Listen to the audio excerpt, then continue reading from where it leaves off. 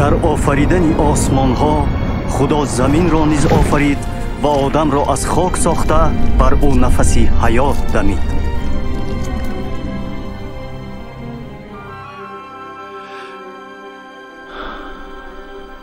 خدای محبت آدم را به شباهت خدا آفرید.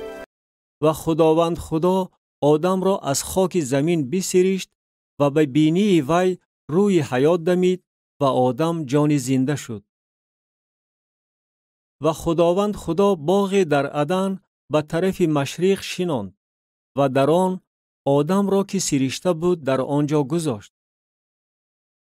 و خداوند خدا هر گونه درخت خوشنمود و خوشخور را و درخت حیات را در وسط باغ و درخت معرفت نیک و بد را از زمین رویانید.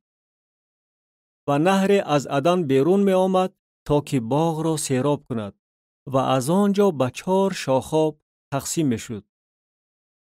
نام یکی فیشون است که تمام زمین حویلا را که در آنجا تیلاست احاطه می کند. و تیلای آن زمین خوب است.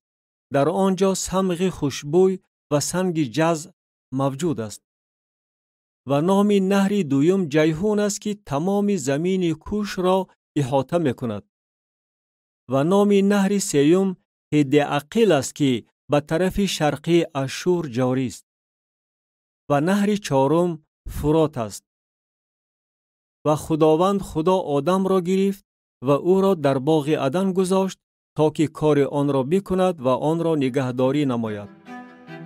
و خداوند خدا به آدم امر فرموده گفت: از هر درخت باغ خوردن گیر، اما از درخت معرفت و نیک و بد زنهار نخور، زیرا روزی که از آن بخوری حتما خواهی مرد.